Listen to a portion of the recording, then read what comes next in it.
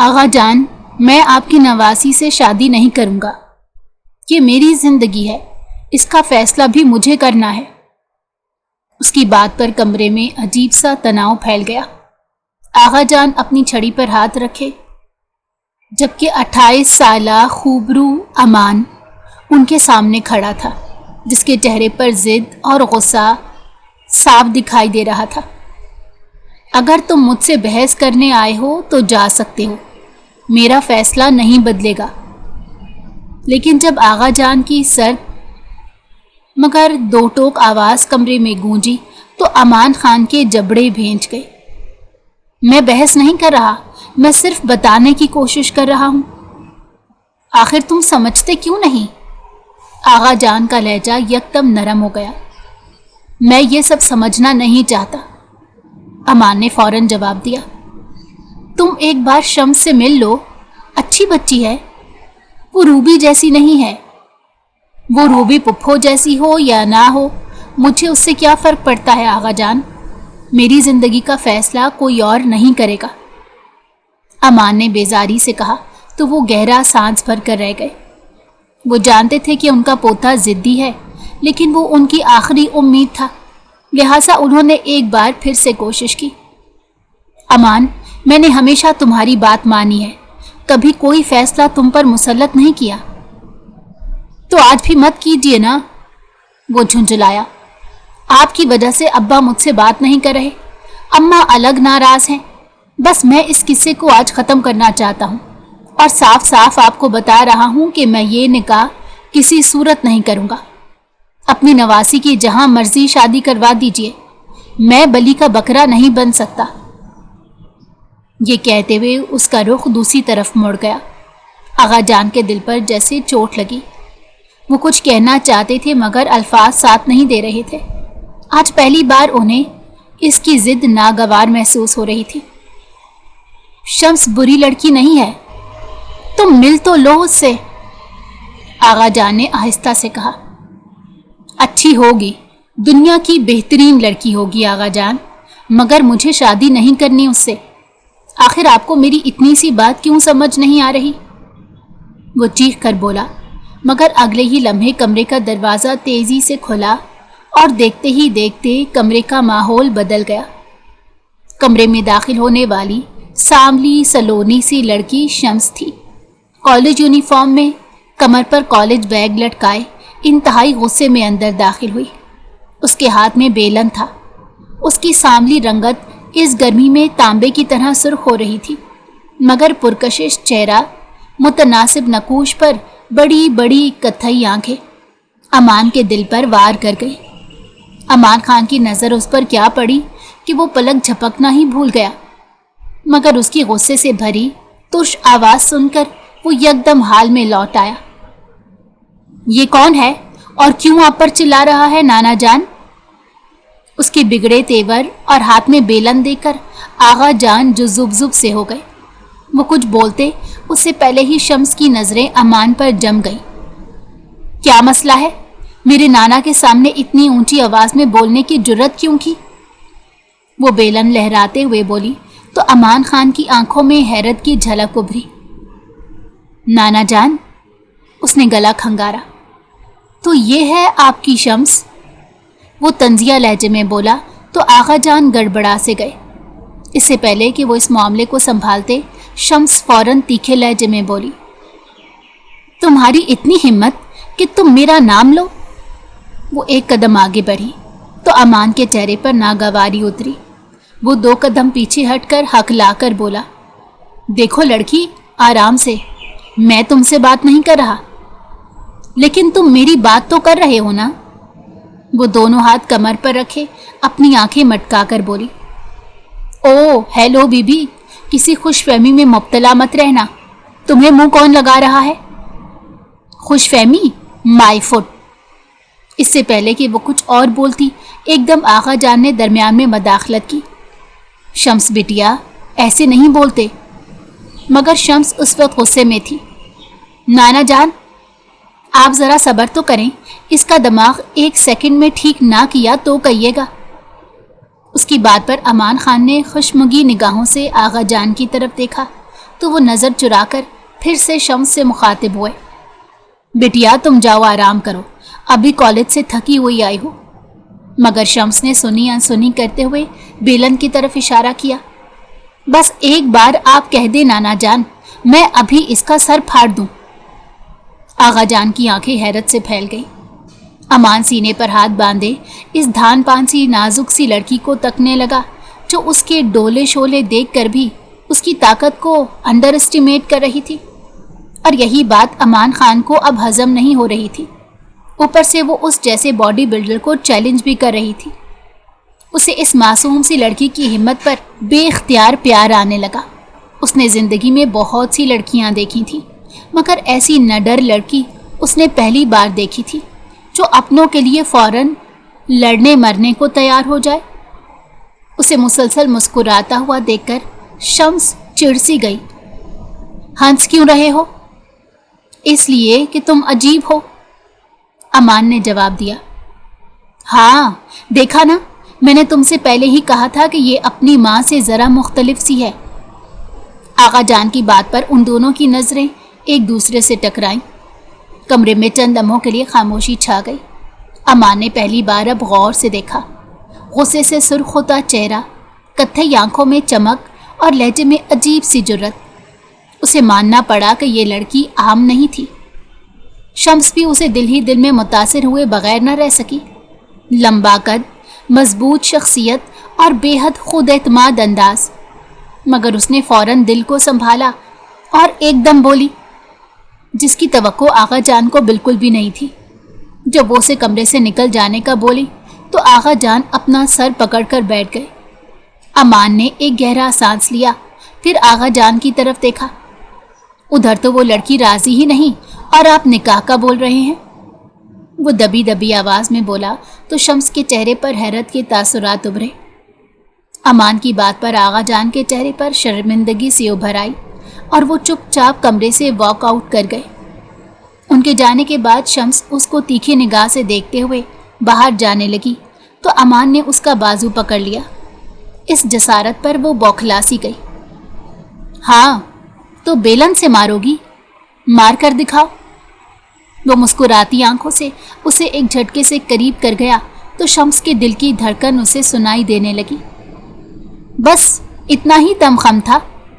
آغا جانے کے سامنے تو بڑی زبان چل رہی تھی, اب آنکھوں میں خوف اور چہرے پر ہوائیاں کیوں اڑ رہی ہیں؟ وہ ہکلانے لگی تو امان اس کا مذاق اڑاتے ہوئے بولا, اے ٹکر ٹکر ان آنکھوں سے کیا دیکھ رہی ہو؟ کچھ تو بولو آغا جان کی شیرنی. اس کی بات پر شمس نے نگاہ چرا لی.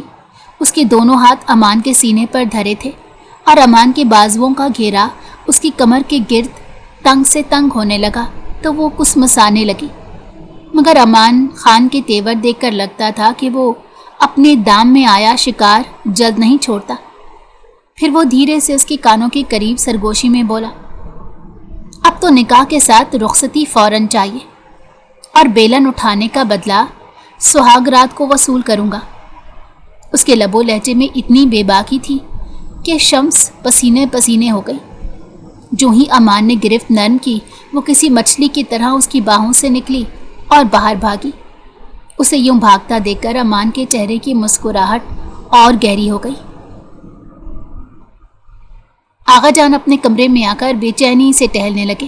وہ شمس کی طرف سے بے انتہا پریشان تھے اور چاہتے تھے کہ جلد از جلد اس کی شادی کا معاملہ حل ہو تو وہ سکون کی سانس لیں, کیونکہ وہ جانتے تھے کہ ان کا داماد جہانگیر کسی بھی وقت آ کر شمس کو اپنے ساتھ لے جانے کی ضد شروع کر دے گا, اور ایسا وہ کسی صورت نہیں چاہتے تھے. یہ ان دنوں کی بات ہے جب جہانگیر ان کی اکلوتی بیٹی کی ضد بن چکا تھا. ایک پارٹی میں دونوں کی ملاقات ہوئی اور ان کی بیٹی جہانگیر خان پر اپنا دل ہار بیٹھی. جب انہیں اپنی بیٹی کی پسند کا علم ہوا تو انہوں نے صاف انکار کر دیا, مگر اس وقت تک پانی سر سے کافی اونچا ہو چکا تھا. ایک رات ان کی بیٹی گھر سے بھاگی اور جہانگیر کے ساتھ کورٹ میرج کر لی. لیکن جب اس کی بیٹی پیدا ہوئی تو اسے احساس ہو گیا کہ اب یہ رشتہ زیادہ دیر نہیں چل پائے گا. جب شمس اسکول جانے لگی تو اس نے خلا لے لی اور شمس کو ہاسٹل میں داخل کروا دیا. اور کچھ ماہ بعد اپنے کالج فیلو کے ساتھ شادی کر لی، مگر اس دوران اس نے آغا جان اور حویلی سے کوئی تعلق نہ رکھا، نہ کبھی خود آئی اور نہ ہی بیٹی کو بھیجا۔ لیکن جب اسے کینسر ڈائیگنوز ہوا تو وہ مرنے سے پہلے اپنی بیٹی کو آغا جان کے سپرد کر گئی، اور اب آغا جان یہ چاہتے تھے کہ کسی طرح اپنی نواسی کی جلد از جلد شادی کا فرض طے پا جائے، اور امان سے بہتر انہیں کوئی اور لڑکا اپنی نواسی کے لیے بہتر نہیں لگ رہا تھا۔ مگر آج جو کچھ ان کے درمیان ہوا اس پر آغا جان انتہائی فکر مند ہو گئے۔ شمس کو ان کی یہ خاموشی اب کھا رہی تھی۔ وہ حسب معمول کالج جاتی، اپنی سہیلیوں سے باتیں کرتی اور شام کو واپس آ کر آغا جان کے کمرے میں جاتی تو وہ اس سے کلام کیے بغیر ہی فوراً اٹھ کر باہر چلے جاتے، اور یہ رویہ شمس کو اب پریشان کرنے لگا تھا۔ ایک دوپہر دروازے کی گھنٹی بجی۔ شمس نے دروازہ کھولا تو سامنے ایک درمیانی عمر کا شخص کھڑا تھا، چہرے پر ہلکی سی داڑھی، مہنگا لباس اور آنکھوں میں اجنبیت۔ شمس چند لمحے اسے دیکھتی رہی، پھر اچانک اس کی آنکھیں چمک اٹھی۔ بابا! وہ خوشی سے چیخ پڑی۔ سامنے کھڑا شخص مسکرا دیا۔ کیسی ہو شہزادی؟ شمس دوڑ کر اس کے گلے لگ گئی۔ کئی برسوں بعد اپنے باپ کو سامنے دیکھ کر اس کی آنکھیں نم ہو گئی۔ اسے لگا جیسے اس کی زندگی کی سب سے بڑی خواہش پوری ہو گئی ہو۔ جہانگیر نے بیٹی کے سر پر ہاتھ پھیرا اور گھر کے اندر داخل ہوا۔ کمرے میں بیٹھے آغا جان نے جب اپنے داماد کو دیکھا تو ان کے چہرے کا رنگ بدل گیا اور آنکھوں میں ایک لمحے کے لیے تشویش ابھری، مگر اگلے ہی پل انہوں نے خود کو سنبھال لیا۔ تم یہاں کیوں آئے ہو؟ آغا جان نے شمس کے جاتے ہی جہانگیر کو آڑے ہاتھوں لیا۔ میری بیٹی ہے یہاں تو آنا تو بنتا ہے۔ آغا جان کو چپ لگ گئی کیونکہ شمس نے کمرے میں چائے کی ٹرے لاتے ہی سوالات کی بوچھار شروع کر دی۔ بابا، آپ نے بتایا کیوں نہیں کہ آپ آ رہے ہیں؟ میں تمہیں سرپرائز دینا چاہتا تھا، جہانگیر نے مسکراتے ہوئے جواب دیا۔ شمس کی خوشی دیدنی تھی، مگر آغا جان خاموش بیٹھے اپنے داماد کو گھور رہے تھے۔ ان کے دل میں نہ جانے کتنے خدشات سر اٹھا رہے تھے، تاہم انہوں نے اپنی پریشانی شمس پر ظاہر نہیں ہونے دی۔ وہ جانتے تھے کہ اپنی بیٹی جیسی پوتی کی خوشی ان کے لیے سب کچھ تھی۔ اگلے چند دن بظاہر خوشگوار گزرے۔ شمس زیادہ تر اپنے باپ کے ساتھ وقت گزارتی، اسے ناروے کے بارے میں سوال کرتی، وہاں کی سڑکوں، لوگوں اور زندگی کے بارے میں سنتی تو اس کی آنکھوں میں خواب جھلملانے لگتے۔ بچپن سے وہ اپنے باپ کے ساتھ رہنے کا خواب دیکھتی آئی تھی۔ اسے لگتا تھا کہ ناروے ایک جادوئی دنیا ہے جہاں زندگی کھل کر سانس لیتی ہے۔ ایک ہفتہ گزر گیا۔ اس شام جہانگیر نے اچانک شمس کی طرف دیکھا۔ شمس، اپنی تیاری شروع کر دو۔ شمس حیرت سے بولی، کیسی تیاری؟ ہم ناروے جا رہے ہیں۔ یہ سنتے ہی شمس کی آنکھیں خوشی سے پھیل گئی۔ سچ؟ اس نے بے یقینی سے پوچھا۔ بالکل سچ، جہانگیر مسکرا دیا۔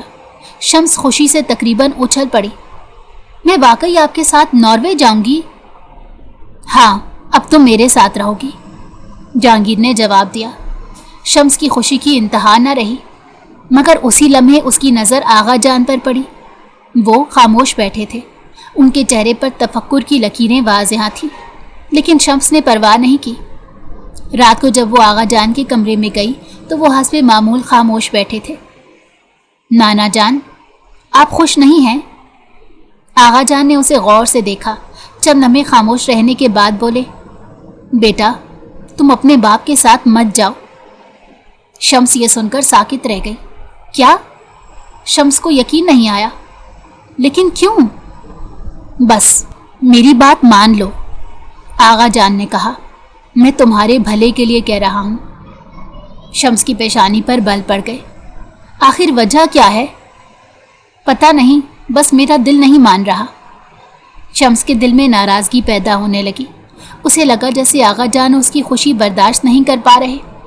زندگی میں پہلی بار اسے اپنا خواب پورا ہوتا دکھائی دے رہا تھا، اور اسی وقت آغا جان اسے روک رہے تھے۔ میں بچپن سے بابا کے ساتھ رہنا چاہتی تھی، شمس نے آہستہ سے کہا۔ اب جب وہ مجھے خود لے جانا چاہتے ہیں تو آپ کیوں منع کر رہے ہیں؟ آغا جان خاموش رہے، ان کے پاس بہت سے جواب تھے مگر وہ انہیں زبان پر نہیں لا سکتے تھے۔ شمس ان کے بولنے کی منتظر رہی مگر جب کوئی جواب نہ ملا تو اس کے دل میں خفگی اتری۔ وہ اٹھی اور خاموشی سے کمرے سے نکل گئی۔ اس دن کے بعد اس کا رویہ بدلنے لگا۔ وہ پہلے کی طرح آغا جان کے ساتھ بیٹھتی نہیں تھی، ان سے کم بات کرتی تھی، کبھی کبھی تو پورا دن کمرے میں بند رہتی۔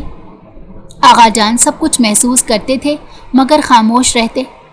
وہ جانتے تھے کہ شمس انہیں غلط سمجھ رہی ہے، لیکن وہ یہ بھی جانتے تھے کہ بعض اوقات محبت انسان کو خاموش رہنے پر مجبور کر دیتی ہے۔ چند دن بعد آغا جان نے جہانگیر کو اپنے کمرے میں بلایا۔ دروازہ بند ہوتے ہی انہوں نے سیدھا موضوع چھیڑ دیا۔ میں شمس کی شادی کرنا چاہتا ہوں۔ جہانگیر کا چہرہ فوراً سخت ہو گیا۔ کیا مطلب؟ میں اس کے لیے رشتہ پسند کر چکا ہوں۔ جہانگیر نے نفی میں سر ہلایا۔ یہ نہیں ہو سکتا۔ کیوں نہیں ہو سکتا؟ آغا جان برہم ہوئے۔ کیونکہ شمس میرے ساتھ ناروے جا رہی ہے۔ جہانگیر نے دو ٹوک انداز میں جواب دیا۔ وہ کہیں نہیں جائے گی۔ آغا جان کا دبنگ لہجہ گونجا۔ وہ میری ذمہ داری ہے۔ جہانگیر تلخی سے ہنس پڑا۔ وہ میری بیٹی ہے۔ کمرے میں خاموشی چھا گئی۔ نانا اور داماد ایک دوسرے کے آمنے سامنے آ گئے۔ کئی برسوں کی دوری، اختلافات اور ناراضگیاں ایک لمحے میں سامنے آ گئی۔ اس سے پہلے کہ آغا جان کچھ بولتے، جہانگیر ایک دم اپنا فیصلہ سناتے ہوئے بولا، میں اسے اپنے ساتھ لے کر جا رہا ہوں اور آپ اسے کسی صورت نہیں روک سکتے کیونکہ وہ خود بھی یہی چاہتی ہے۔ آغا جان نے گہرا سانس لیا۔ میں اس فیصلے سے خوش نہیں ہوں۔ مجھے اجازت کی ضرورت نہیں، جہانگیر نے سرد لہجے میں کہا۔ یہ کہہ کر وہ کمرے سے نکل گیا۔ چند دن بعد روانگی کا دن آ گیا۔ شمس خوش تھی، اس کی آنکھوں میں نئے خواب تھے۔ وہ بار بار اپنے سامان کو دیکھتی اور مسکراتی، مگر آغا جان کے چہرے پر اداسی گہری ہوتی جا رہی تھی۔ ایئرپورٹ روانہ ہونے سے پہلے انہوں نے شمس کو اپنے پاس بلایا، اس کے سر پر ہاتھ رکھا اور چند لمحے خاموشی سے اسے دیکھتے رہے۔ ان کی آنکھوں میں نمی تھی۔ شمس نے حیرت سے انہیں دیکھا مگر اگلے ہی لمحے وہ اپنے باپ کے ساتھ گاڑی میں بیٹھ گئی۔ آغا جان دروازے پر کھڑے اسے جاتے دیکھتے رہے۔ یہ پہلی بار تھا کہ ان کے دل میں اپنی پوتی کو لے کر کسی آنے والے طوفان کا احساس ہو رہا تھا۔ کیا شمس کو ناروے کی یہ زندگی راس آئے گی؟ کیا وہ جو سوچ کر گئی تھی اس کے ساتھ وہی ہونے والا تھا، یا اس کا باپ کسی اور مقصد سے اسے لے کر گیا تھا؟ یہ سب ہمیں کہانی میں آگے جا کر معلوم ہوگا۔ ایک چھوٹی سی بریک کے لیے ہم بہت معذرت خواہ ہیں، لیکن اس تھوڑی سی دیر کے لیے ہمیں برداشت کر لیجیے کیونکہ یہ ہماری مجبوری ہے۔ تو چلیے کہانی کے اگلے حصے کی طرف چلتے ہیں۔ ناروے کی سرد فضا شمس کے چہرے سے ٹکرا رہی تھی مگر اس کے اندر ایک عجیب سا ہیجان برپا تھا۔ وہ خوش تھی کہ آخرکار وہ اپنے والد کے ساتھ جا رہی ہے۔ برسوں سے اس کے دل میں ایک خلا تھا، ایک سوال تھا کہ آخر اس کا باپ کیسا ہوگا۔ اب جب وہ اپنے والد کے ساتھ تھی تو نانا جان کی فکر کھائی جا رہی تھی۔ ایئرپورٹ سے باہر نکلتے ہوئے وہ بار بار اپنے ارد گرد نظریں دوڑا رہی تھی۔ ہر چیز نئی، ہر منظر اجنبی اور ہر چہرہ انجان تھا۔ اس کے دل میں ہلکی سی گھبراہٹ بھی تھی لیکن اپنے باپ کی موجودگی اسے تسلی دے رہی تھی۔ بابا، ہمارا گھر کتنی دور ہے؟ اس نے مسکراتے ہوئے پوچھا۔ اس کے باپ نے مختصر سا جواب دیا، زیادہ دور نہیں۔ شمس کو عجیب لگا۔ اس نے سوچا تھا کہ برسوں بعد بیٹی ملنے پر اس کا باپ اس سے بہت سی باتیں کرے گا، مگر وہ پورے راستے نہ صرف خاموش رہا بلکہ وہ شائستگی اور محبت بھی کہیں غائب ہو گئی جو نانا کے سامنے اس نے دیکھی تھی۔ گاڑی شہر کی خوبصورت سڑکوں سے گزرتی ہوئی ایک انتہائی گندے سے علاقے میں داخل ہوئی تو شمس کو شدید بے چینی شروع ہو گئی، مگر جب گاڑی ایک خستہ حال عمارت کے سامنے رکی تو اس کے دل میں پہلا دھچکا لگا۔ آ گئے، اس کے باپ نے گاڑی سے نکلتے ہوئے کہا۔ شمس نے عمارت کی طرف دیکھا۔ یہ وہ گھر نہیں تھا جس کا تصور اس نے برسوں سے اپنے ذہن میں بنایا ہوا تھا۔ اس نے سوچا تھا کہ اس کا باپ ایک اچھے گھر میں رہتا ہوگا، لیکن سامنے موجود عمارت کو دیکھ کر ہی اسے خوف آ رہا تھا۔ یہاں جگہ جگہ گندگی اور بدبو کے بھپکے تھے۔ اس نے اپنی ناک پر رومال رکھ لیا اور خاموشی سے ان کے پیچھے چلتے ہوئے اوپر پہنچی تو شمس کے قدم وہیں رک گئے۔ 2 کمروں کا تنگ تاریک سا فلیٹ، ہر طرف بے ترتیبی، صوفے پر بکھرے گندے کپڑوں کا انبار، زمین پر پڑی خالی بوتلیں، سگریٹ کے ٹوٹے اور کچن میں گندے برتنوں کا ڈھیر، اور پورے فلیٹ میں عجیب سی گندی بو جس کی وجہ سے شمس کو متلی ہونے لگی۔ وہ ہکا بکا سی سارے منظر کو دیکھ کر ایسا محسوس کر رہی تھی کہ جیسے کسی نے اس کے سارے خواب نوچ ڈالے ہوں۔ یہ ہمارا گھر ہے؟ اس نے سہمے ہوئے انداز میں پوچھا۔ ہاں، اس کے باپ نے لاپرواہی سے جواب دیا اور جیکٹ اتار کر کرسی پر پھینک دی۔ شمس کے گلے میں جیسے کچھ اٹک گیا۔ وہ آہستہ آہستہ اندر بڑھی۔ اس کی نظریں بار بار ان بوتلوں پر جا رہی تھیں جو تقریباً ہر کونے میں موجود تھی۔ اس کا دل زور زور سے دھڑکنے لگا۔ بابا، یہ سب کیا ہے؟ اس نے ایک بوتل کی طرف اشارہ کرتے پوچھا۔ اس کے باپ نے ایک لمحے کے لیے اسے دیکھا، پھر بے پرواہی سے ہنس پڑا۔ کبھی کبھی پی لیتا ہوں۔ شمس کے جسم میں جیسے بجلی دوڑ گئی۔ آپ ڈرنک کرتے ہیں؟ اس کی آواز کانپ گئی۔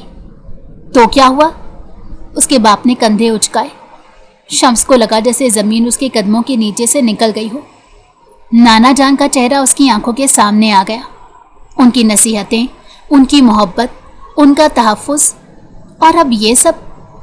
وہ اپنی آنکھوں میں اترتے آنسوؤں کو روک نہ سکی۔ تیزی سے اپنے کمرے کی طرف گئی اور دروازہ بند کر لیا۔ کمرہ چھوٹا سا تھا، بس ایک میلا کچیلا سا میٹریس جو فرش پر پڑا تھا، اس کے علاوہ کوئی سامان نہیں تھا، نہ کپڑوں کی الماری۔ وہ پھوٹ پھوٹ کر رونے لگی۔ نانا جان، اس کے لبوں سے بے اختیار نکلا۔ پہلی بار اسے احساس ہوا کہ وہ کتنی بڑی غلطی کر چکی ہے۔ اب تو واپس جانا بھی آسان نہیں ہے۔ رونے کے بعد اسے اپنے موبائل کا خیال آیا۔ نانا جان سے بات کرتی ہوں، بس مجھے نہیں رہنا یہاں۔ یہ سوچتے ہی وہ اپنے بیگ کی طرف بڑھی، مگر بیگ میں فون موجود نہیں تھا۔ اس نے پریشانی سے پورا بیگ الٹ دیا۔ فون نہیں تھا۔ اس کا دل ڈوبنے لگا۔ وہ جلدی سے کمرے سے باہر نکلی۔ بابا، میرا فون کہاں ہے؟ اس نے گھبرائی ہوئی آواز میں پوچھا۔ اس کے باپ نے ٹی وی دیکھتے ہوئے جواب دیا، میرے پاس ہے۔ شمس ایک لمحے کے لیے ساکت رہ گئی۔ آپ کے پاس؟ کیوں؟ اس لیے کہ ابھی تمہیں اس کی ضرورت نہیں۔ لیکن مجھے نانا جان سے بات کرنی ہے۔ نہیں کرنی۔ جواب اتنا سخت تھا کہ شمس خاموش رہ گئی۔ اس نے ہمت کر کے دوبارہ کہا، صرف ایک کال۔ میں نے کہا نہ نہیں۔ اس کا باپ غصے سے اٹھا تو شمس خوفزدہ ہو کر پیچھے ہٹ گئی۔ یہ اس کا باپ نہیں تھا جسے اس نے پاکستان میں دیکھا تھا۔ وہ کمرے میں بھاگی۔ اس رات وہ بہت دیر تک جاگتی رہی۔ کھڑکی کے باہر برف گر رہی تھی۔ اسے برف باری بہت پسند تھی، لیکن اس وقت یہ برف باری اس کا دل تنگ کیے جا رہی تھی۔ اسے ٹوٹ کر اپنے نانا جان یاد آ رہے تھے۔ اس نے چادر میں منہ چھپا لیا۔ اس کی آنسو مسلسل بہہ رہے تھے۔ اگلی صبح جب اس کی آنکھ کھلی تو کچن میں کھانے کا کوئی سامان موجود نہیں تھا۔ وہ اپنے بابا کے کمرے میں گئی تو اس پر یہ انکشاف ہوا کہ اس کا باپ بنا بتائے کہیں جا چکا تھا، مگر جاتے ہوئے دروازے کو باہر سے لاک کر گیا تھا۔ شمس نے دروازہ کھولنے کی کوشش کی پر وہ نہیں کھلا۔ اس لمحے اس کے دل میں خوف کی ایک سرد لہر دوڑ گئی۔ وہ سمجھ گئی تھی کہ وہ کسی اجنبی ملک میں بالکل اکیلی ہے۔ اس کے پاس نہ فون تھا، نہ پاسپورٹ، نہ کوئی جاننے والا، اور نہ ہی واپسی کا کوئی راستہ۔ کھڑکی کے قریب کھڑی وہ دیر تک باہر گرتی ہوئی برف کو دیکھتی رہی۔ اس کی آنکھوں سے آنسو بہہ رہے تھے اور دل میں صرف ایک ہی دعا تھی، یا اللہ مجھے میرے نانا کے پاس واپس پہنچا دے۔ ناروے آئے ہوئے شمس کو چند دن میں ہی احساس ہو گیا کہ اس کا باپ دن بدن اس کے لیے اجنبی بنتا جا رہا تھا۔ وہ صبح گھر سے نکل جاتا اور رات گئے واپس آتا۔ اکثر اس کے ساتھ مختلف لوگ بھی ہوتے، کبھی مرد، کبھی خواتین۔ اونچی آواز میں موسیقی کہہ کہے گلاس سے گلاس چھلکتے، اور رات گئے تک چلنے والی محفلیں اب اس گھر کا معمول بن چکی تھیں۔ شمس کو ان محفلوں سے شدید نفرت تھی۔ وہ خود کو اپنے کمرے تک محدود رکھنے کی پوری کوشش کرتی، دروازہ بند کرتی اور قرآن کی تلاوت سن کر اپنے دل کو سکون دینے کی کوشش کرتی، لیکن اس چھوٹے سے فلیٹ میں شور سے بچنا تقریباً ناممکن تھا۔ ہر دوسرے دن گھر میں پارٹی اور ہر بار شمس کا دل مزید گھٹنے لگتا۔ ایک شام اس کے باپ نے دروازہ کھول کر سخت لہجے میں کہا، آج رات میرے خاص دوست آ رہے ہیں۔ شمس خاموش رہی۔ اگر بلاؤں تو باہر آ جانا۔ اس نے سر جھکا لیا۔ میں کسی سے نہیں ملنا چاہتی۔ اس کا باپ فوراً غصے میں آ گیا۔ تمہاری مرضی نہیں چلے گی یہاں، یہ کہہ کر وہ چلا گیا۔ شمس کی آنکھوں میں نمی اتر آئی۔ وہ پہلے ہی اس ماحول سے خوف زدہ تھی۔ رات ہوتے ہی گھر دوبارہ شور سے بھر گیا۔ موسیقی کی آواز دیواروں سے ٹکرا رہی تھی۔ لوگوں کے کہے کہے مسلسل سنائی دے رہے تھے۔ شمس نے اپنے کان بند کر لیے۔ وہ اپنے بستر پر بیٹھی خاموشی سے دعا مانگ رہی تھی۔ وقت گزرتا گیا۔ رات مزید گہری ہوتی گئی۔ اچانک اسے اپنے کمرے کے باہر کسی کے لڑکھڑاتے قدموں کی آواز سنائی دی تو اس کا دل دھڑک اٹھا۔ پھر دروازے کا ہینڈل حرکت کرنے لگا۔ شمس فوراً سیدھی ہو کر بیٹھ گئی۔ اس نے سوچا شاید اس کا باپ ہوگا، لیکن اگلے ہی لمحے دروازہ کھلا۔ سامنے ایک اجنبی شخص کھڑا تھا۔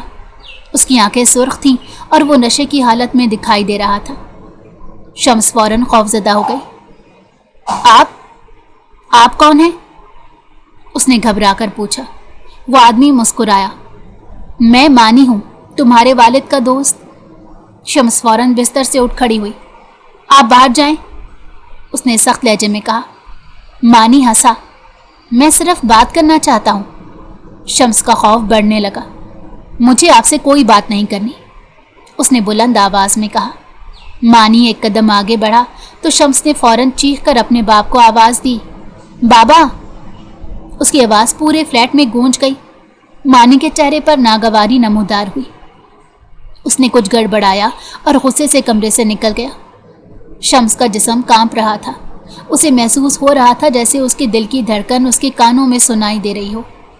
چند لمحوں بعد اس کا باپ غصے سے کمرے میں داخل ہوا۔ یہ تماشا کیا تھا؟ اس نے چیخ کر پوچھا تو شمس حیرت سے اسے دیکھنے لگی۔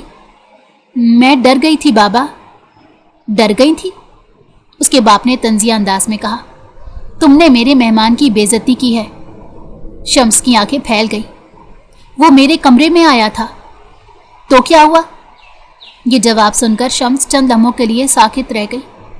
اسے یقین ہی نہیں آیا کہ ایک باپ اپنی بیٹی سے ایسا کہہ سکتا ہے۔ بابا، میں اکیلی تھی۔ بس، اس نے غصے سے بات کاٹ دی۔ اس رات پہلی بار شمس کو پوری طرح احساس ہوا کہ وہ اس آدمی کے لیے بیٹی نہیں بلکہ ایک چیز ہے۔ اگلے دن گھر کا ماحول سرد تھا۔ اس کا باپ اس سے بات تک نہیں کر رہا تھا۔ شام کو جب شمس کھانا لینے کچن میں گئی تو فریج تقریباً خالی تھا۔ اس نے حیرت سے ادھر ادھر دیکھا۔ کھانا کہاں ہے؟ اس نے پوچھا۔ اس کا باپ صوفے پر بیٹھا مزے سے گیم کھیل رہا تھا۔ نہیں ہے۔ کیا مطلب؟ جب تک تم اپنی ضد چھوڑ کر میری شرائط نہیں مانتی، کھانا نہیں ملے گا۔ شمس کا دل بیٹھ گیا۔ اس نے سوچا شاید وہ مذاق کر رہا ہے، مگر وہ مذاق نہیں کر رہا تھا۔ بھوک آہستہ آہستہ اس کی قوت چھیننے لگی۔ اس کے ہاتھ کانپنے لگے، سر میں درد رہنے لگا۔ وہ بھوک سے نڈھال اکثر بستر پر لیٹی رہتی، کبھی کھڑکی سے باہر دیکھتی اور کبھی نانا جان کو یاد کر کے روتی۔ اسے ان کے ہاتھوں سے بنا ہوا کھانا یاد آیا اور پھر وہ اپنی موجودہ حالت دیکھتی تو اس کا دل ٹوٹ جاتا۔ چوتھے دن شام کو اس کا باپ کمرے میں آیا تو شمس کمزور سی بستر پر بیٹھی تھی۔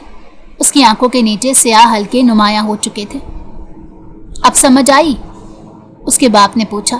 شمس نے خاموشی سے اس کی طرف دیکھا۔ زندگی ضد سے نہیں چلتی۔ وہ خاموش رہی۔ جو میں کہوں گا وہ کرنا ہوگا۔ اس کی آواز میں حکم تھا۔ شمس کی آنکھوں میں آنسو بھر آئے۔ اس کے پاس مزاحمت کرنے کی طاقت باقی نہیں رہی تھی۔ وہ ذہنی اور جسمانی طور پر ٹوٹنے لگی تھی۔ اس نے پہلی بار محسوس کیا کہ انسان صرف قید سے نہیں، تنہائی، خوف اور بھوک سے بھی شکست کھا جاتا ہے۔ اس کے باپ کے ہونٹوں پر اطمینان بھری مسکراہٹ دوڑ گئی۔ شمس سر جھکائے بیٹھی رہی۔ اسے محسوس ہو رہا تھا کہ زندگی اسے کسی ایسے اندھیرے کی طرف دھکیل چکی ہے جہاں راہ فرار کے سارے راستے محدود ہو گئے ہیں۔ چند دنوں کی بھوک، مسلسل خوف اور تنہائی نے اس کی ہمت کو بری طرح کمزور کر دیا تھا۔ اب وہ پہلے والی شمس نہیں رہی تھی جو ہر غلط بات کے سامنے ڈٹ جاتی تھی۔ اس کی آنکھوں کی چمک مدھم پڑ چکی تھی اور دل میں ایک مستقل خوف نے جگہ بنا لی تھی۔ اس شام اس کا باپ غیر معمولی طور پر خوش نظر آ رہا تھا۔ وہ بار بار فون پر کسی سے بات کر رہا تھا اور درمیان میں مسکرا بھی دیتا تھا۔ شمس خاموشی سے کونے میں بیٹھی اسے دیکھ رہی تھی۔ اچانک اس کا باپ اس کے سامنے آ کر کھڑا ہوا۔ تیار ہو جاؤ۔ شمس نے چونک کر سر اٹھایا۔ کہاں جانا ہے؟ اتنے سوال مت کیا کرو، وہ سخت لہجے میں بولا۔ شمس کے دل میں انجانا سا خوف جاگا۔ میں کہیں نہیں جانا چاہتی، اس کے منہ سے بے اختیار نکلا۔ اس کا باپ فوراً غصے سے اسے گھورنے لگا۔ وہ نگاہ شمس اچھی طرح پہچان چکی تھی۔ وہ جانتی تھی کہ مزید بحث کا مطلب پھر سزا، پھر بھوک اور پھر ذلت ہوگی۔ چنانچہ اس نے خاموشی اختیار کر لی۔ تقریباً 1 گھنٹے بعد وہ ایک گاڑی میں بیٹھی شہر کی روشن سڑکوں سے گزر رہی تھی۔ باہر ہر طرف روشنی تھی، خوبصورت عمارتیں تھیں، زندگی تھی، مگر شمس کے اندر صرف اندھیرا تھا۔ وہ بار بار کھڑکی سے باہر دیکھتی اور سوچتی کہ اگر ابھی گاڑی رک جائے تو وہ بھاگ جائے، مگر کہاں؟ نہ اسے زبان آتی تھی، نہ شہر کا پتہ تھا، نہ اس کے پاس فون تھا، نہ پاسپورٹ۔ وہ عملی طور پر قید تھی۔ شمس واقعی قید ہو چکی تھی۔ اس کا باپ اس کے ساتھ کیا کرنے والا تھا اسے کچھ علم نہیں تھا، اور اب وہ واقعی اپنے اس فیصلے پر پچھتا رہی تھی۔ آگے اس کے ساتھ کیا ہونے والا تھا وہ نہیں جانتی تھی۔ دیکھتے ہیں آگے کہانی میں اس کا کیا انجام ہوتا ہے۔ تو چلیے چلتے ہیں کہانی کے اگلے حصے کی طرف۔ کچھ دیر بعد گاڑی ایک شاندار ہوٹل کے سامنے رکی۔ شخص نے حیرت سے عمارت کو دیکھا۔ یہ جگہ اس کے لیے بالکل اجنبی تھی۔ اس کا باپ گاڑی سے اترا اور اسے بھی اترنے کا اشارہ کیا۔ وہ خاموشی سے اس کے پیچھے چلتی رہی۔ لابی کی چمکتی روشنیوں نے ایک لمحے کے لیے اسے اپنی طرف متوجہ کیا، مگر اس کے دل میں موجود خوف ہر احساس پر غالب تھا۔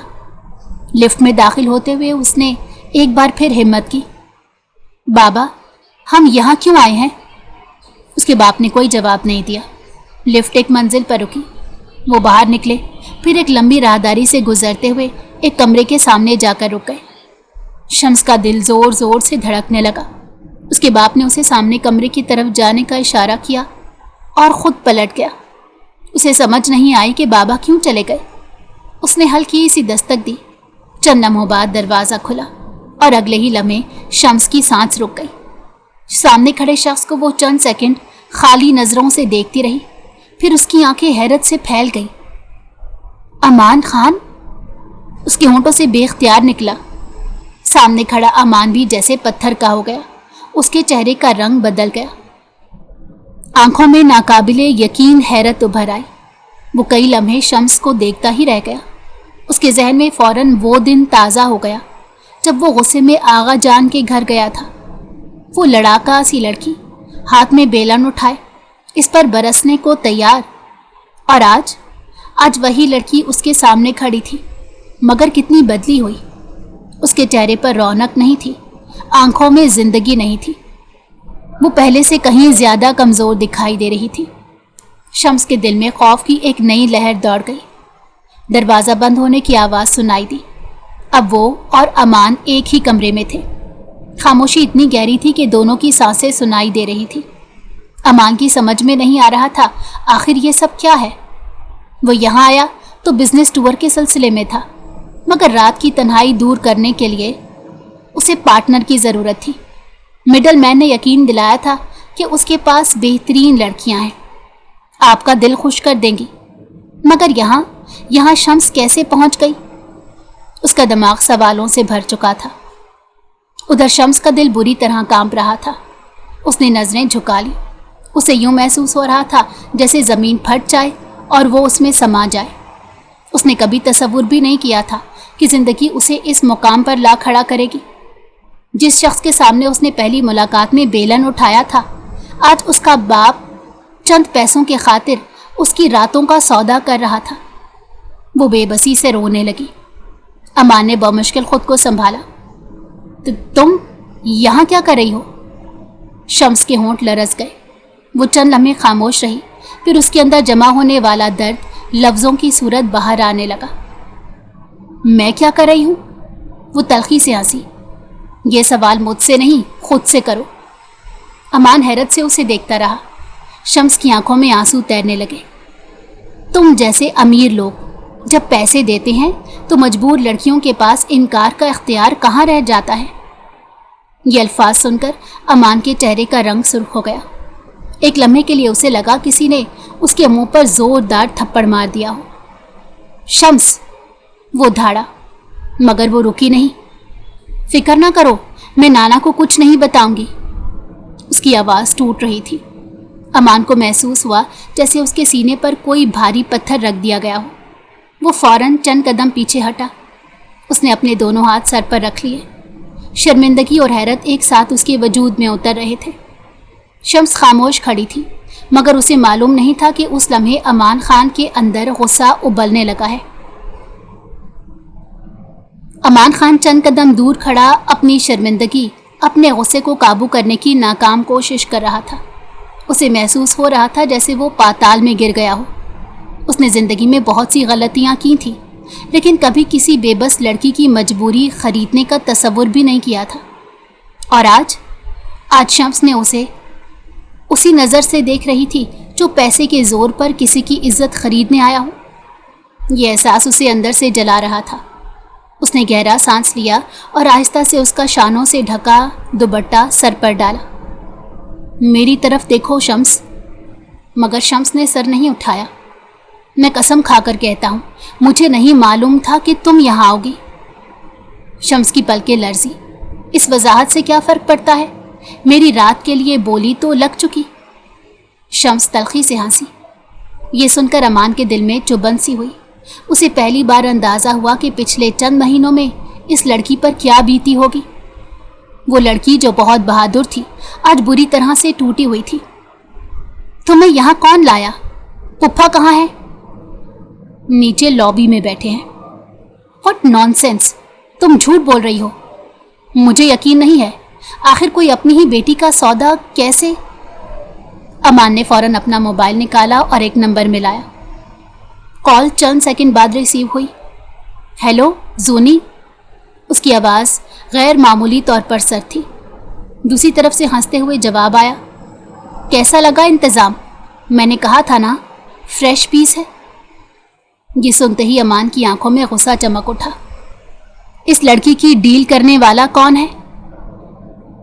चंद लम्हों के लिए दूसरी तरफ खामोशी छा गई। फिर आवाज़ आई, क्यों, क्या हुआ? मेरे सवाल का जवाब दो। अमान तकरीबन धाड़ उठा। शम्स ने पहली बार हैरत से सर उठाया। ये पहला मौका था जब उसे अमान में अपना तहफ़्फ़ुज़ महसूस हुआ। यार, जहांगीर ने यकीन दिलाया था कि shut up Zooni, shut up. ये शम्स है। अमान गुस्से से बोला, मेरे आका जान की नवासी। दूसरी तरफ से घबराहट भरी खामोशी सुनाई दी। मैं नीचे आ रहा हूँ। ये कहकर उसने कॉल काट दी।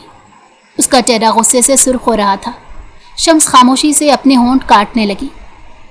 मुझे तुझसे माफ़ी मांगनी चाहिए, अमान ने अचानक कहा तो शम्स ने हैरानगी से उसे देखा। अगर मेरी वजह से तुम्हें एक लम्हे के लिए भी लगा कि मैं तुम्हारी मजबूरी खरीद सकता हूँ तो मुझे माफ़ कर दो। उसकी आवाज़ में सच्चाई थी, खुलूस था और आंखों में नमी थी। शम्स का दिल धड़का। अमान ने फ़ौरन अपनी जैकेट उठाई। चलो। शम्स चौंक गई। कहाँ? यहाँ से बाहर। लेकिन अब तुम एक मिनट भी इस हालत में अकेली नहीं रहोगी। शम्स के कदम जैसे ज़मीन से चिपक गए। उसे यकीन नहीं आ रहा था, क्या वाकई कोई उसकी मदद करने आया है या ये भी किसी नए धोखे की इब्तदा है? अमान ने उसकी झिझक महसूस की।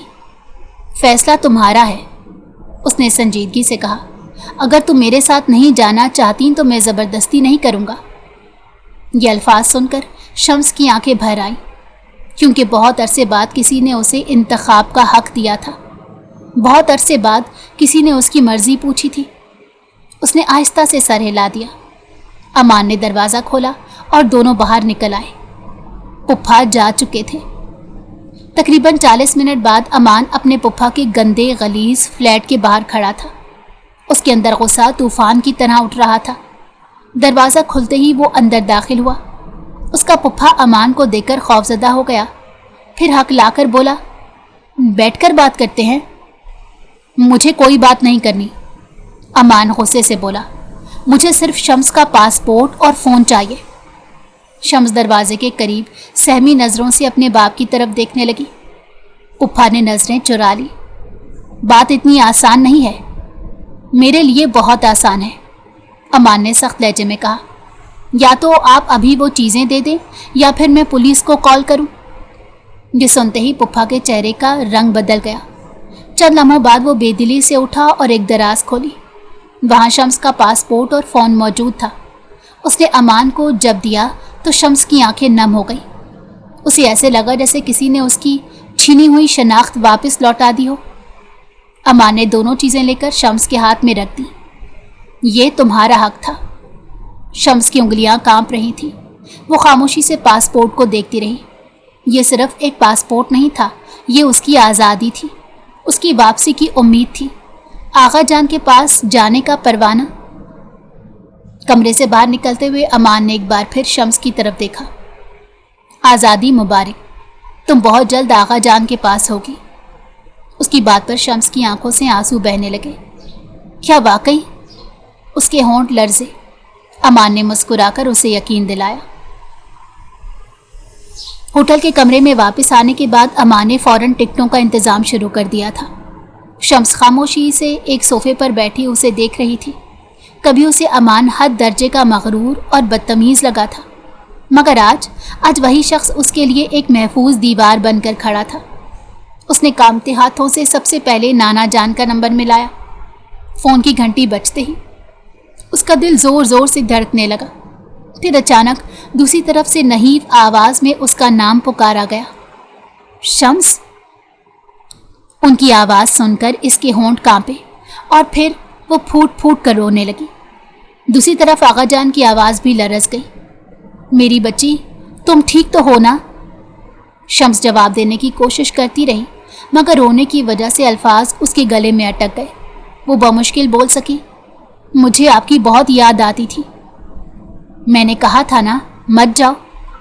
یہ جملہ سن کر شمس کا دل مزید بھر آیا۔ وہ اپنے باپ کی محبت پر یقین کرنا چاہتی تھی۔ بدقسمتی سے اس یقین کی قیمت بہت بھاری نکلی تھی۔ جب کال ختم ہوئی تو کمرے میں خاموشی چھا گئی۔ اگلی صبح وہ دونوں ایئرپورٹ پہنچ گئے۔ وہ بار بار جہاز کی کھڑکی سے باہر دیکھ کر سوچتی کہ کیا واقعی اب وہ اپنے واپس گھر جا رہی ہے۔ کبھی کبھی اس کی نظریں بے اختیار امان کی طرف اٹھ جاتی۔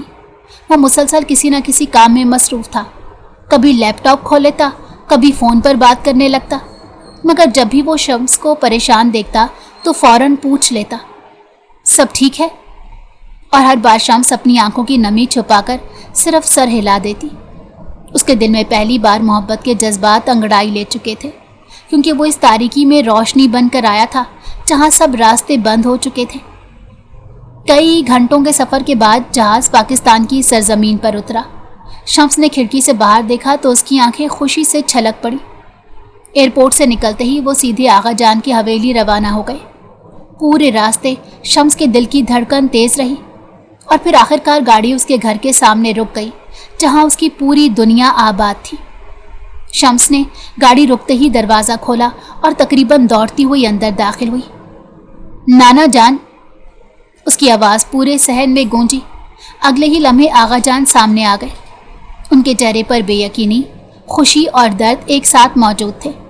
شمس انہیں دیکھتے ہی ان سے لپٹ گئی اور پھر وہ دونوں بچوں کی طرح رونے لگے۔ آغا جان بار بار اس کے سر پر ہاتھ پھیرتے، میری بچی، میری شمس، میری جان۔ شمس ان کے سینے سے لگی روتی رہی۔ اسے محسوس ہو رہا تھا جیسے وہ مہینوں بعد سکون کی پناہ میں آئی ہو۔ کافی دیر بعد آغا جان کی نظر امان پر پڑی جو خاموشی سے دروازے کے قریب کھڑا تھا۔ ان کی آنکھوں میں تشکر ابھر آیا۔ اگر آج امان نہ ہوتا تو شاید وہ اپنی نواسی کو دوبارہ کبھی دیکھ نہ پاتے۔ انہوں نے آگے بڑھ کر امان کے کندھے پر ہاتھ رکھا۔ بیٹا، تم نے مجھ بوڑھے پر احسان کیا۔ امان نے فوراً سر جھکا دیا۔ ایسا نہ کہیں آغا جان۔ آغا جان نے شمس سے پوری بات سنی۔ وہ ہر لفظ کے ساتھ مزید ٹوٹتے جا رہے تھے۔ میں نے سوچا تھا اچھا داماد نہ سہی، اچھا باپ ضرور بنے گا، مگر ہماری بدقسمتی، انہوں نے دکھ سے کہا۔ کافی دیر تک وہ سر جھکائے بیٹھے رہے، پھر اچانک انہوں نے اپنا چہرہ اٹھایا اور امان کی طرف دیکھا۔ ان کی آنکھوں میں نمی تھی۔ بیٹا، امان فوراً سیدھا ہو کر بیٹھ گیا۔ جی آغا جان۔ پھر انہوں نے شمس کی طرف دیکھا۔ میں تم سے ایک درخواست کرنا چاہتا ہوں۔ شمس چونک گئی۔ امان حیرت سے انہیں دیکھنے لگا۔ حکم کریں۔ آغا جان نے گہرا سانس لیا، جیسے وہ بہت مشکل بات کہنے جا رہے ہوں۔ شمس سے شادی کر لو۔ شمس کی آنکھیں حیرت سے پھیل گئی۔ امان بھی چند لمحوں کے لیے ساکت رہ گیا۔ شاید دونوں نے یہ جملہ اس سچویشن میں سننے کی توقع نہیں کی تھی۔ آغا جان کی مزید آواز بھر آئی۔ میں جانتا ہوں، ایک وقت تھا جب تم اس رشتے سے انکار کر رہے تھے۔ ان کی نگاہیں جھک گئیں۔ اور شاید تم اب بھی یہی چاہتے ہو۔ یہ کہتے ہوئے ان کی آنکھوں سے آنسو بہہ نکلے۔ شمس کا دل زور سے دھڑکا۔ اس نے فوراً آغا جان کا ہاتھ تھام لیا۔ نانا جان، میں اپنا بوجھ اٹھا سکتی ہوں۔ میں بوڑھا ہو چکا ہوں شمس، مزید آزمائش کے قابل نہیں ہوں۔ میری بچی، آج ہوں کل نہ رہوں تو اپنی مری بیٹی کو اس جہان میں کیا منہ دکھاؤں گا؟ شمس کی آنکھیں فوراً نم ہو گئی۔ ایسا مت کہیں۔ مگر آغا جان نے اس کی بات نہیں سنی۔ ان کی نظریں صرف امان پر تھی۔ جہانگیر کا بھروسہ نہیں، وہ دوبارہ اسے لے جانے کی کوشش کرے گا۔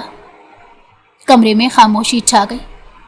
میں ہر وقت اس کے ساتھ نہیں رہ سکتا، انہوں نے بے بسی سے کہا۔ میں اس کی حفاظت کب تک کر سکوں گا؟ شمس کا سر شرمندگی سے جھک گیا۔ اسے یوں محسوس ہوا جیسے وہ واقعی اپنے نانا پر بوجھ بن چکی ہے۔ وہ میٹرک میں پہلی بار اس حویلی آئی تھی، تب امان اپنے والدین کے ساتھ باہر شفٹ ہو چکا تھا، اور اب جب وہ فرسٹ ایئر میں تھی تو 2 ہفتے پہلے وہ اور ماموں ممانی وطن لوٹے، اور اب وہ اسے امان کے ہاتھ سونپ رہے تھے اور اسے پوچھنا بھی گوارا نہ کیا۔ یہ احساس شمس کے دل کو چیر گیا۔ نانا جان، آپ ایسا کیوں کہہ رہے ہیں؟ اس نے روندھی ہوئی آواز میں کہا۔ میں آپ پر بوجھ نہیں ہوں۔ آغا جان فوراً اس کی طرف متوجہ ہوئے۔ تم میری جان ہو شمس، انہوں نے اس کے سر پر ہاتھ رکھا۔ بوجھ نہیں ہو، مگر تمہارے مستقبل کی مجھے بہت فکر ہے۔ یہ سن کر شمس خاموش ہو گئی۔ امان کے ذہن میں ایک عجیب جنگ جاری تھی۔ اس نے آہستہ سے شمس کی طرف دیکھا۔ اس کی آنکھیں سرخ تھیں، چہرے پر دکھ کے آثار تھے۔ شاید یہ مجھ سے شادی نہیں کرنا چاہتی، اسے میں برا لڑکا لگتا ہوں، کہیں یہ اس کے ساتھ زبردستی نہ ہو جائے۔ وہ اسے پہلے دن سے چاہنے لگا تھا، مگر زبردستی محبت پر مجبور نہیں کر سکتا تھا، لیکن وہ شمس کو کھونا بھی نہیں چاہتا تھا۔ امان نے گہرا سانس لیا، پھر آہستہ سے کہا، آغا جان۔ انہوں نے امید بھری نظروں سے اس کی طرف دیکھا۔ امان اپنی جگہ سے اٹھا اور ان کے قریب آ کر بیٹھ گیا۔ اگر میں شمس سے شادی کروں گا تو صرف آپ کی درخواست پر نہیں کروں گا۔ شمس نے چونک کر اس کی طرف دیکھا۔ مجھے اس کی رضا چاہیے، مجھے اس سے بات کرنی ہے۔ آغا جان خاموشی سے اٹھ کر باہر چلے گئے۔ شمس کے دل کی دھڑکن تیز تر ہو گئی۔ امان کی نظریں اب اسی پر تھیں۔ تم کچھ کہو گی؟ شاید ہوٹل کے کمرے میں تمہیں لگا ہو کہ میں اچھا لڑکا نہیں، نت نئی لڑکیوں سے دل بہلاتا ہوں، تو یقین کرو پہلی بار تمہاری طلب کی آگ نے اس طرف دھکیلا، ورنہ اب تک کسی لڑکی کو نہیں چھوا۔ لیکن جب تم نے مجھے دھتکار کر ناروے جانے کا فیصلہ لیا تو… کس نے دھتکارا؟ شمس بات کاٹ کر بولی تو امان نے حیرت سے اسے دیکھا۔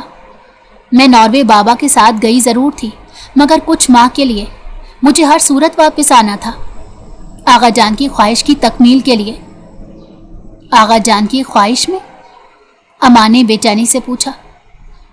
میں بھی یہی چاہتی ہوں، وہ نظریں جھکا کر بولی تو امان بے تابی سے اس کے قریب آیا۔ کیا سچ میں مجھ جیسا مرد تم لائف پارٹنر کے طور پر چاہتی ہو؟ وہ چپ رہی تو امان نے اپنے دونوں ہاتھ اس کے کندھوں پر رکھے۔ میں کچھ پوچھ رہا ہوں شمس، وہ ٹوٹے ہوئے لہجے میں بولا تو شمس اس کے سینے سے جا لگی۔ ہاں، آپ جیسا مرد جو مجھے گندگی سے نکال لایا، آپ جیسا مرد وہ اس کے سینے میں منہ چھپا کر رونے لگی تو امان کی آنکھیں خوشی کے آنسوؤں سے لبریز ہو گئی۔ سکون کی لہر اس کے تن بدن میں پھیل گئی کیونکہ ان بازوؤں کے حصار میں اس کی جانیں تمنا تھی۔